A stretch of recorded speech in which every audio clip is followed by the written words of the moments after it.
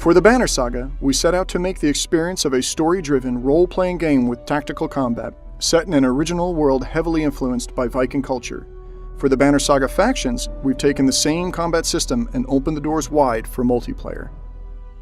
Welcome to Strand, home to both men and the giants called Varl who inhabit the north. Hire allies and form a warband, because the clans are about to be torn apart by the politics of war, and the victors will be the ones who come together to form the strongest factions.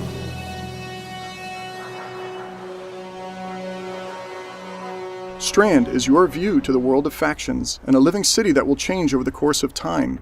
First, head to the Weaver's Hut, where you'll craft and customize the banner that represents your clan. Then take what influence you have to the Mead Hall, where your renown will convince capable but inexperienced warriors to join your struggle. Each class fills an important and unique role in combat, so choose wisely.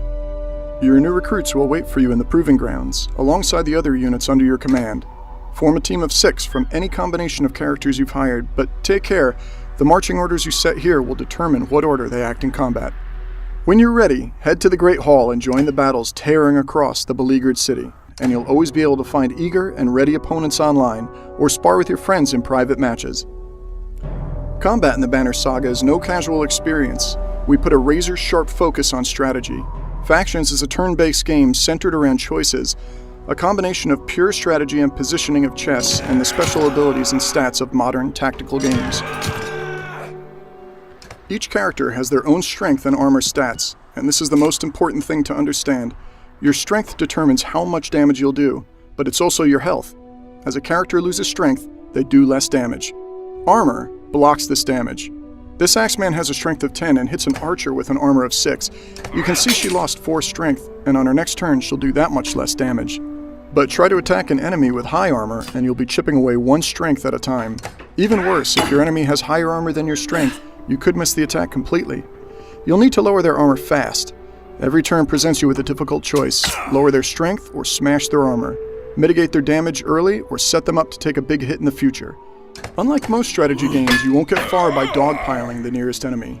Even before you start to consider special abilities, you'll balance multiple choices. Who is my best target? Do I go after their strength or armor? And do I use willpower to boost my attacks? Willpower changes the dynamic even further. By using willpower, your characters can hit harder, move further, or use special abilities. But there's a catch. Willpower doesn't replenish over time, so use it wisely. Willpower may let you run the extra few steps you need to incapacitate an archer in the back row, or may tip the scales to finish off that dangerous character you couldn't quite finish off with a normal attack. While this alone gives every character a ton of choices on every round, that's only the tip of the iceberg. Things really start to heat up when the abilities enter the picture. Each class has an inherent passive that requires skill to use.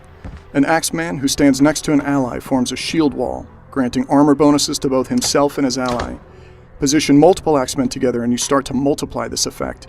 In contrast, a Varl warrior hits so hard that he sends damage out to everyone standing next to his target.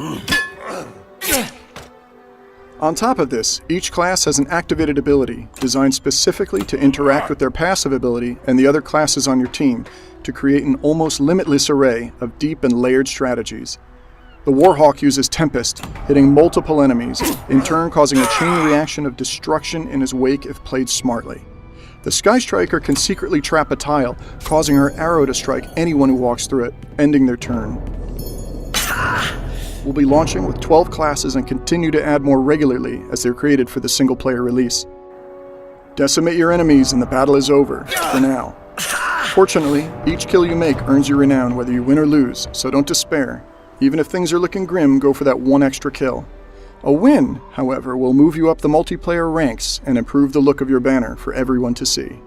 Back in the Proving Grounds, take stock of what you've learned. Should you have done more armor damage? Did your archer run out of willpower just when she needed it most? You decide how best to improve your strategy by upgrading each character individually. Maybe your warrior died too quickly. Spend your hard-earned renown to improve his armor. But you won't be able to max out his stats. Maybe you make an archer with high strength and armor to survive longer, or an archer who can trap tiles every turn. Both of these characters can be used on the same team. Maximize your character's potential and you'll have the option to promote, allowing you to choose an advanced class, upgrade their abilities to new levels, and add additional points to their limit. When finding an opponent online, you'll be matched against someone who has as many points as you to keep the games fair and fun. Building the best team you can and fighting well is up to you, and there's no end to the choices you can make. As work continues on the Banner Saga, new features will be frequently rolled into factions. Equipable items, computer-controlled skirmishes, and 2v2 co-op battles are all on the way. Look for the Banner Saga factions, free for PC and Mac, on Steam.